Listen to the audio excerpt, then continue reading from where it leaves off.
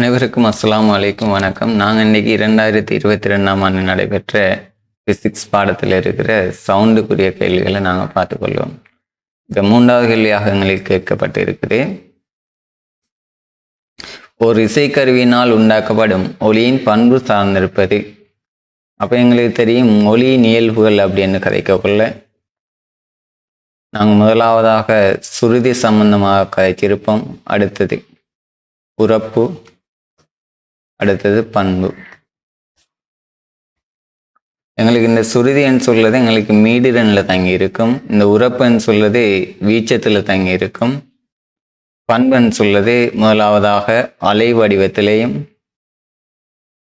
அடுத்தது மேற்றொனிகளின் பிரசன்னத்திலேயும் இந்த மேற்றொனிகள் அப்படின்னு கிடைக்கக்குள்ள எங்களுக்கு மேற்றொனிகளின் எண்ணிக்கை மாறக்குள்ள எங்களுக்கு அலை வடிவம் மாறும். அப்போ இந்த அலை வடிவம் மாறக்குள்ள எங்களுக்கு இந்த ஒலியின் இயல்பு எங்களுக்கு மாறக்கூடியதாக இருக்கும். இப்போ நாங்கள் கேள்விக்கு வரும் முதலாவது விடையாக தரப்பட்டிருக்கிறது ஒலியின் மீடிரணி. ஒலியின் மீடிரன் சொல்லக்குள்ள அவர் எங்களுக்கு இந்த சுருதி தான் ஒலியின் மீடிரனில் தங்கியிருக்கும். இப்போ எங்களுக்கு சுருதி எங்களுக்கு மீடிரன் கூட கொள்ள சுருதி வந்து எங்களுக்கு கூடும். மீடிரன் குறைவடையும் போது சுருதி குறைவடையும். ரைட். அடுத்து 2வது ஆன்சராக தரப்பட்டு இருக்குது ஒலியின் வீச்சத்தை. இந்த வீச்சம்னு சொல்லுறது எங்களுக்கு நேரடியாக உரப்பில் தங்கி இருக்க போகுது. இப்போ எங்களுக்கு இந்த உரப்பு வந்து எப்படி உரப்பு வந்து எங்களுக்கு அதிகரிக்கக்குள்ள எங்களுக்கு இந்த வீச்சம்னு சொல்லுது எங்களுக்கு இதில் வீச்சத்தின் வர்க்கத்துக்கு நேர்வித சமனாக இந்த உரப்புன்னு சொல்லுறது அதிகரித்து கொள்ளும். சரியா? அடுத்து 3வது இந்த ஒலியின் செறிவை. ஒலியின் செறிவுன்னு சொல்லக்குள்ள அதுவும் வந்து எங்களுக்கு இந்த உரப்போட சேர்ந்து சம்மந்தப்படுது. நாங்கள் ஒலியின் இயல்புகளில் இந்த உரப்பை வந்து அளந்து கொள்வது இந்த ஒலிச்செறிவை வச்சு கொண்டுதான். அப்போ நாங்கள் இந்த உரப்புக்கு வந்து ஒலிச்செறிவு அப்படின்னு நாங்கள் கழிச்சு கொள்ளலாம். சரியா? அப்போ எங்களுக்கு இதுவுமே அதே கான்செப்ட் தான். அப்போ ஒலிச்செறிவுன்னு சொல்லக்குள்ள அது வந்து இந்த உரப்புக்குள்ளே போயிடும். ரைட். அடுத்தது ஒலியின் அலைநீளம். எங்களுக்கு அலைநீளம் எங்களுக்கு இதில் சம்மந்தப்பட போகிறதில்லை. அடுத்து 5வது ஒலியில் உள்ள மேற்றொனிகளின் இருப்பை. நாங்கள் ஏற்கனவே கழிச்சோம். பண்பு வந்து அலை வடிவத்திலையும் மேற்றொனிகளின் பிரசன்னத்திலையும் தங்கியிருக்கும். ஆகவே இதுக்கு ஆன்சராக நாங்கள் 5வது ஆன்சரை எடுத்துக்கொள்ளலாம். 12வது கேள்வியை பார்த்துக்கொள்வோம். நிற்பாட்டப்பட்டு இருக்கும் ஒரு காரில் உள்ள எச்சரிக்கை சீல்கை 510 Hz மீதுள்ள ஒலி அலைகளை காலுகின்றது. ஒரு மோட்டார் சைக்கிளில் செல்லும் ஒருவர் காரிலிருந்து நேரடியாக அப்பாற் செல்கின்றார். அவர் எச்சரிக்கை சீல்கையின் மீடிரனை 480 Hz கேட்டால் அவருடைய வேகம் யாது என்று கேட்குறாங்க. எங்களுக்கு வழியில் ஒலியின் வேகம் 340 m/s இருக்குது. அப்போ எங்களுக்கு தெரியும் இதுக்குரிய விஷயத்தை நாங்கள் நோட் பண்ணி எடுத்தோம்னு சொன்னால் எங்களுக்கு குறித்த கார் வந்து எங்களுக்கு ஓய்வில் இருக்குது. ரைட். இதில் இருந்தானே என்ன செய்யுது எங்களுக்கு ஒலி அலைகளை காலது. அப்போ எங்களுக்கு ஆரம்பத்தில் இந்த ஒலி அலைகளை காலதால் அவரை நான் F0 என்று போட்டுக்கொள்கிறேன் 510 Hz. ரைட். இதில் இருந்தால் எங்களோட அவதானிக்கக்கூடிய அந்த அவதானி ஒரு மோட்டார் சைக்கிளில் எங்களுக்கு என்ன செய்கிறார், இதிலிருந்து விலத்தி போகிறார். அதோட வேகத்தை நான் ஒரு UL என்று எடுத்துக்கொள்கிறேன். ரைட். இங்கே எங்களுக்கு வழியில் ஒலியின் வேகம் சொல்லப்பட்டு இருக்குது 340 m/s-1. ஆகவே இது என்ன சந்தர்ப்பம் என்று பார்த்தோம்னு சொன்னால் எங்களுக்கு ஒலி முதல் ஓய்வில் இருக்க அவதானி ஒலி முதலிருந்து விலத்தி அசைகிற ஒரு சந்தர்ப்பம். அப்போ அதுக்கு நாங்கள் போட்டோம்னு சொன்னால் எங்களோட சமன்பாட்டை F7 B- UL இன் கீழ் V into F0 இருக்க போகுது. இங்கே எங்களுக்கு பிரதான சமன்பாடாக நாங்கள் எழுதினோம்னு சொன்னால் F7 V ± UL இன் கீழ் V ± US இருக்க போகுது இன்ட்டு F0 இருக்கும். ரைட். இதில் வந்து எங்களுக்கு இந்த ஒலி முதல் வந்து ஓய்வில் இருக்கிறதால இந்த USன்னு சொல்லுறது எனக்கு 0 இருக்கும். இந்த USன்னு சொல்லுறது எனக்கு இங்கே தேவைப்படாது. அவர் வந்து என்ன எங்களுக்கு 0 இருக்கக்குள்ள எங்களுக்கு இது 3ஐயும் வச்சு தான் எங்களுக்கு இந்த சமன்பாடு பிரதானமாக அமைஞ்சு கொள்ளும். அதுலேயுமே எங்களுக்கு இவர் வந்து இதிலிருந்து விலத்தி போகக்குள்ள எங்களுக்கு என்ன மீடிரன் குறைவடையும். அப்போ அந்த அடிப்படையில் மீடிரன் குறைவடையணுமாக இருந்தால் எங்களுக்கு இந்த பகுதியில் இருக்கிறது எங்களுக்கு சின்னதாக இருக்கணும். அப்போ அந்த அடிப்படையில் இது ப்ளஸ் வரணும் அல்லது மைனஸ் வரணும். ஆகவே இவர் விலத்தி இயங்குறதால இது எனக்கு மைனஸாக வந்து கொள்ளும். ரைட், அவ்வளோதான். அப்போ நாங்கள் இருக்கிற பிரதியீடுகளை போட்டோம்னு சொன்னால் வி வந்து 340, UL வந்து எங்களுக்கு நான் காணணும். வி வந்து எனக்கு 340, ரைட். எஃப் நோட் வந்து 510, எஃப்எம் எங்களுக்கு தரப்பட்டு இருக்குது. எங்களுக்கு அது 480 இருக்குது. இதை நாங்கள் போட்டு சுருக்கி எடுத்தோம்னு சொன்னால் எங்களுக்கு என்ன வரப்போகுது? இந்த சைபர் போயிடும். எங்களுக்கு இதை 17 2 முறை, இங்கே எங்களுக்கு 3 முறை. ஆகவே 340 மைனஸ் UL சமன் 480 தர 2/3. ஆகவே UL நாங்கள் சுருக்கி எடுத்தோம்னு சொன்னால் 20 m/s வரும். அடுத்தது 17வது கேள்வியை பார்த்துக்கொள்வோம். L நீளமுள்ள ஒரு எளிய ஊசலின் அலைவு காலம் T ஆகும்.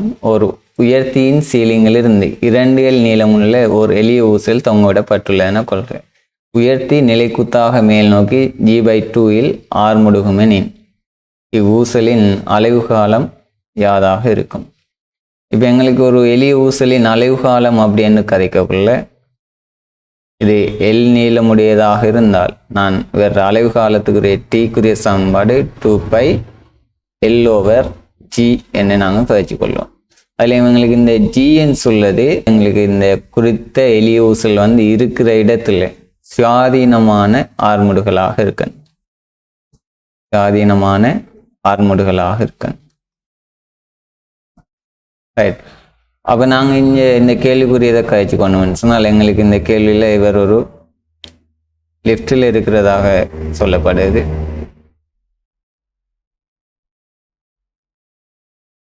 எளிய ஊசல் எனக்கு லிஃப்டில் இருக்குது.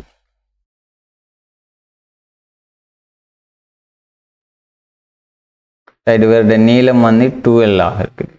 இப்போ லிஃப்ட் எனக்கு மேல் நோக்கி G/2 என்ற ஒரு ஆர்முடுகளோட போகுது. இப்போ நாங்கள் இங்கே வந்து அலைவு காலம் காணக்குள்ள எங்களுக்கு நாங்கள் என்ன செய்யணும்? இப்போ வலிமையான சமன்பாடாக நான் T = 2πL/G போட்டுக்கொள்வேன். ரைட். ஆனால் இங்கே G போடக்குள்ள இந்த உயர்த்தி சார்பாக தான் நாங்கள் என்ன செய்யணும்? G போடணும். அப்போ உயர்த்தி சார்பாக நான் போடணும்னா இந்த உயர்த்தியை முதலாவது நான் ஓய்வுக்கு கொண்டு வரணும். உயர்த்தி ஓய்வுக்கு கொண்டு வரணுமாக இருந்தால் இது மேல் நோக்கி G/2 இயங்குறதால நாங்கள் கீழ் நோக்கி இன்னொரு G/2 நாங்கள் கொடுத்தேன்னு சொன்னால் இந்த உயர்த்தி ஓய்வுக்கு வந்துடும். அது ஏற்கனவே எங்களுக்கு GN சொல்லுது கீழ் நோக்கி இருக்குதானே. அதனால் எனக்கு இங்கே நான் போட வேண்டிய ஆர்முடுகள் வந்து இதாக தான் இருக்கும். இதை நாங்கள் சுருக்கி எடுத்தோம்னா எங்களுக்கு எவ்வளோ வரும்? 3G/2 வரும். இங்கே நான் போடுறோம் 3G/2. அப்போ இதை நாங்கள் சுருக்கணும்னு சொன்னால் இது மேலுக்கு வேறு நீளம் வந்து 2L என்று சொல்லப்பட்டிருக்குது. ஆகவே 2π/4L/3G. ஆகவே 2 இந்த இது வந்து நாங்கள் வெளியில் கொண்டு வரலாம். தர 2 2πL/G. நான் இந்த வர்க்க மூலத்தையும் வெளியில் கொண்டு வரேன். ஆகவே எங்களுக்கு என்ன வரப்போகுது? 2T/வர்க்கமூலம் 3 என்ற ஒரு ஆன்சர் வரும். ஆகவே எங்களுக்கு 4வது ஆன்சராக இருக்கும். 21வது கேள்வி. சுனாமி அலைகள் பற்றி ஆக்கப்பட்ட பின்வரும் கூற்றுகளை கருதுக. நாங்கள் நடுக்கியல் என்ற பகுதியில் அலகு 3 நாங்கள் படிச்சிருப்போம். அந்த அடிப்படையில் எங்களுக்கு சுனாமி பற்றி எங்களுக்கு தேதி ரீதியாக சில விஷயங்கள் தெரிஞ்சிருக்கணும். இதை நான் என் ஆழமான பகுதியாகவும் எங்களுக்கு கரையோரத்தை நெருங்கவுள்ள இது எங்களுக்கு ஆழம் குறைஞ்சதாக இதை நான் கரையோர பகுதியாகவும் கருதுன்னு சொன்னால் எங்களுக்கு இந்த ஆழமான பகுதியில் எனக்கு வேகம் வந்து சுனாமி அலையின் வேகம் கூடுதலாக இருக்கும், மிக உயர்வாக இருக்கும். கிட்டத்தட்ட எனக்கு 980 km/s என்ற ரேஞ்சில் இருக்க போது. அதே மாதிரி அலை நீளம் எனக்கு அலைநீளமும் மிக உயர்வாக இருக்கும். கிட்டத்தட்ட 100 கிலோமீட்டர் ரேஞ்சில் இருக்க போகுது. ஆனால் இங்கே வீச்சம்னு சொல்றது எனக்கு வெறும் 1 மீட்டருக்கு தான் இருக்க போகுது. அதனால எங்களுக்கு சொல்லப்படுது ஆழமான பகுதிகளில் எங்களுக்கு சுனாமி அலைகளை இனங்காண்றது கஷ்டம் அப்படின்னு சொல்லியும் எங்களுக்கு சொல்லப்பட்டு இருக்குது. அப்போ இது கரையோரத்தை நெருங்கக்குள்ள எங்களுக்கு என்ன நடக்கும் என்று பார்த்தோம்னு சொன்னால் நாங்கள் படிச்சிருப்போம் V7 என்ற ஒரு சமன்பாடு படிச்சிருப்போம். அப்போ இங்கே எங்களுக்கு இந்த கரையோரத்தை நெருங்கக்குள்ள இந்த கடலின் ஆழம் குறைவடைகிறதால எனக்கு வேகம் குறைவடைதான். அப்போ வேகம் குறைவடையுது அப்படின்னு சொல்லக்குள்ள எங்களுக்கு V7F λ இந்த எஃப்என் சொல்றது என்ன, எனக்கு எஃப்என் சொல்றது எனக்கு மாற போறதில்லை. இந்த எஃப்என் சொல்றது கடலுக்கு உள்ளுக்கும் சரி எங்களுக்கு கரையோரத்தை நெருங்கலையும் சரி இந்த எஃப்என் சொல்றது மாறாது. ஏன்னு சொன்னால் எங்களுக்கு இந்த இது ஒரு முதல் இந்த மீடியம் எனக்கு மாற போறதில்லை. அப்போ எஃப் மாறாதானே எனக்கு கரையை நெருங்கக்குள்ள இங்கே எங்களுக்கு என்ன செய்யுது, இந்த எச் குறைகிறதால வேகம் குறைவடையுது. ஆகவே இங்கே வேகம் குறைவடைந்தால் அலை நீளமும் குறைவடையும். அப்போ எங்களுக்கு கரையோரத்தை நெருங்கக்குள்ள நாங்கள் என்ன சொல்லலாம், எங்களுக்கு வேகம் குறைவாக இருக்கும், அலை நீளமும் குறைவாக இருக்கும் என்று சொல்லலாம். அப்போ அந்த அடிப்படையில் எங்களுக்கு வீச்சம் உயர்வாகும். சரியா, வீச்சம் உயர்வாக இருக்க போகுது. இந்த விஷயம் தெரிஞ்சுன்னா இந்த கேள்வியை நாங்கள் ஈஸியாக செஞ்சு முடிக்கலாம். இப்போ நாங்கள் சொல்லப்பட்ட கூற்றுகளுக்கு வருவோம். பார்த்தோம்னு சொன்னால் ஆழம் கூடிய நீரில் உள்ள அலைகளின் அலை நீளங்கள் ஆழம் குறைந்த நீரில் உள்ள அலைகளின் அலை நீளங்களிலும் குறைந்தனவாகும் என்று இருக்குது. இது எங்களுக்கு நாங்கள் இப்போ தான் கழிச்சோம், எங்களுக்கு கூடியவையாக இருக்கும். ஆகவே குறைந்தனவாகும் என்று வந்ததால் இந்த ஏ கூற்று எனக்கு பிழையாக இருக்க போகுது. அடுத்த பி பகுதி சொல்லப்படுது ஆழம் கூடிய நீரில் உள்ள அலைகளின் கதிகள் ஆழம் குறைந்த நீரில் உள்ள அலைகளின் கதிகளிலும் கூடியனவாகும். ஆழம் கூடின பகுதியில் எங்களுக்கு கதிகள் கூடுதலாக இருக்கும். ஆகவே இந்த கூற்று சரியாக இருக்கும். சரி பாருங்க, ஆழம் கூடிய நீரில் உள்ள அலைகளின் வீச்சங்கள் ஆழம் குறைந்த நீரில் உள்ள அலைகளின் வீச்சங்களிலும் கூடியனவாகும். எங்களுக்கு உள்ளுக்கு வீச்சம் எனக்கு குறைவாகத்தான் இருக்க போகுது. ஆகவே சி கூற்றம் எனக்கு பிழையாக இருக்கும். ஆகவே விடையாக நாங்கள் இரண்டாவது எடுத்துக்கொள்ளலாம். பி மாத்திரம் உண்மையானது.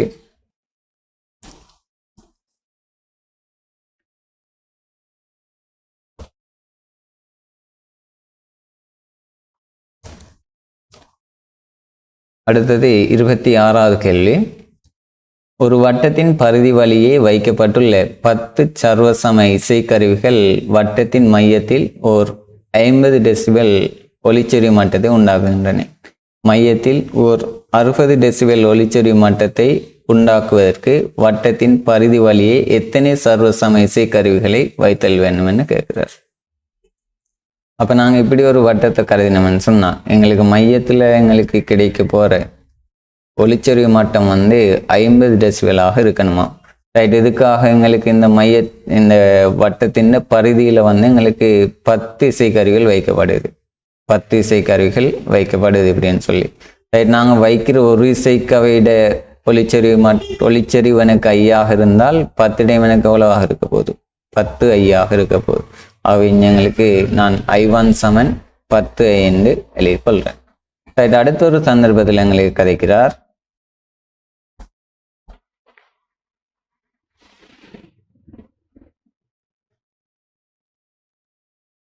இப்படி ஒரு சந்தர்ப்பத்தில் எங்களுக்கு இந்த மையத்தில் எங்களுக்கு இப்போ β1 β2 ஒலிச்செறிவு மட்டம் 60 டெசிபலாக கிடைக்கணுமா. இப்போ எங்களுக்கு இதை சுற்றி எத்தனை வைக்கணும் அப்படின்னு சொல்லதான் என்ற கேள்வியாக இருக்குது. ரைட், எங்களுக்கு எத்தனை நாங்கள் அதில் ஒரு NIN எடுத்துக்கொள்வோம். NIN சொல்லி எடுத்துக்கொள்வோம். சரியா, நாங்கள் இங்கே என்ன செஞ்சோம், 1க்குரியது IN எடுத்து 10க்குரியது 10 IN விட்டோம். அப்போ இங்கே நான் எண்ணிக்கையான இசைக்கருவிகள் வச்சேன்னு சொன்னால் எனக்கு நான் என்ன போடலாம், இந்த I2 = NIN போட்டுக்கொள்ளலாம். சரியா, இப்போ எங்களோட சமன்பாட்டுக்கு வருவோம். இப்போ எனக்கு இங்கே என்ன நடக்குது, எனக்கு ஒரு ஒலிச்செறிவு மட்டம் மாற்றம் ஒன்று இருக்குது. டெல்டா பீட்டா சமன் நான் என்ன போடலாம், 10 I1 கீழ் எங்களுக்கு என்ன நடக்குது, ஒலிச்செறிவு எங்களுக்கு கூடுது, ஒலிச்செறிவு மட்டம் கூடுது அப்படின்னு சொன்னால் அது அர்த்தம் ஒலிச்செறிவு எங்களுக்கு கூடுது. ஆகவே நான் பெருசுக்கு கீழே சின்னதை போட்டுக்கொள்ளணும். I2 இன் கீழ் I1 அப்படின்னு போட்டுக்கொள்ளலாம். அப்போ எங்களுக்கு 10 log 10 I2 வந்து எனக்கு NI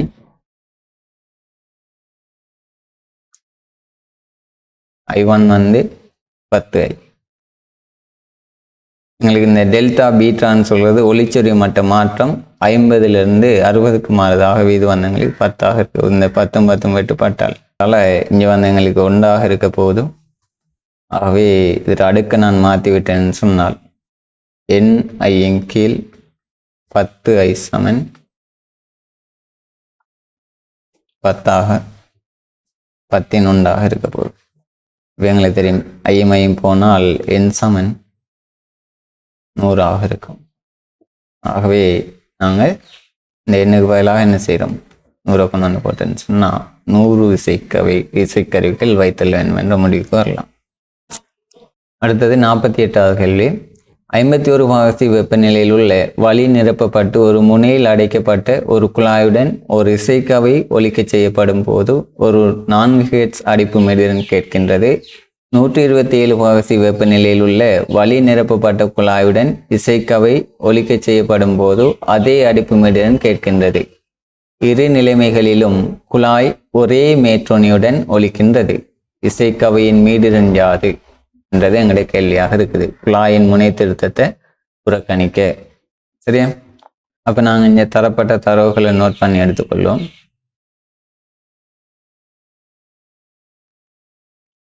இப்படி ஒரு சந்தர்ப்பத்தில் ஒரு இசைக்கவைன்னு இப்படி வைக்கப்படுது. இந்த சந்தர்ப்பத்தில் எங்களுக்கு FP சமன் 4 ஹெர்ட்ஸ் அடிப்பு மீடியனாக இருக்குது. அப்போ வேறு மீடியனை நான் ஒரு FN எடுத்துக்கொள்கிறேன். இந்த இடத்துல எங்களுக்கு இருக்கிற வெப்பநிலை சொல்லப்பட்டு இருக்குது 51 பாகசின்னு சொல்லி. இப்போ நாங்கள் 2வது சந்தர்ப்பத்தில் சொல்லப்பட்ட விஷயத்தை பார்த்தோம்னு சொன்னால் எங்களுக்கு இங்கே வெப்பநிலை 127 பாகசியாக இருக்கக்குள்ள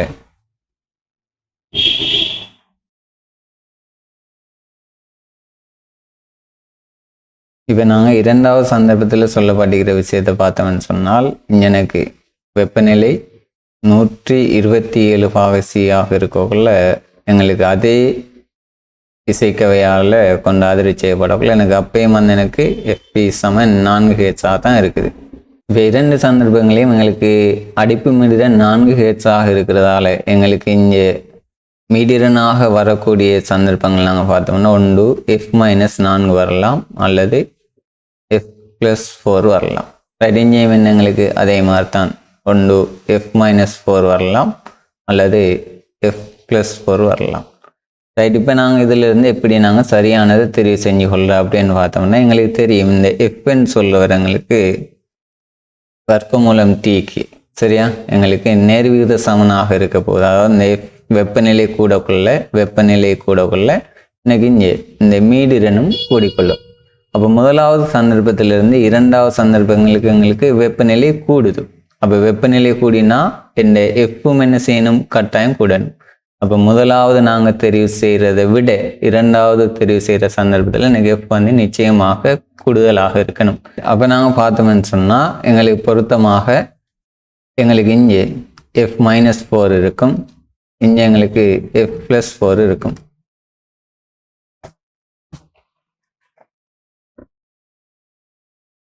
அப்போ 2 சந்தர்ப்பங்களையும் இருக்கிற F வந்து நாங்கள் இனங்கண்டுட்டோம். ஆகவே 2 சந்தர்ப்பங்களுக்கும் இந்த சமன்பாட்டில் நாங்கள் நேரடியாக பிரதியிட்டோம்னா எங்களோட ஆன்சர் கிடைக்கக்கூடியதாக இருக்கும். ஆகவே இந்த சந்தர்ப்பத்துக்கு நாங்கள் என்னன்னு சொன்னால் F-4 நேர்வு சமன் எங்களுடைய வெப்பநிலை தனி வெப்பநிலை என்று சொல்லக்கூட எங்களுக்கு கெல்வினில் எழுதி கொள்ளணும். ஆகவே இந்த 51ஓட 273 கூட்டினேன்னு சொன்னால் எனக்கு 324 வரும். இது என்ற ஒரு 1வது சமன்பாடாக இருக்கும். ரைட். 2வது சந்தர்ப்பத்தில் F+4 ஆக இருக்க போது ரைட் 273ஓட 127 கூட்டக்குள்ள எனக்கு 400 இருக்கும். அப்போ இதன் 2வது சந்தர்ப்பமாக இருக்க போகுது. இப்போ நாங்கள் 1 2ஆல் பிரித்து விடலாம்.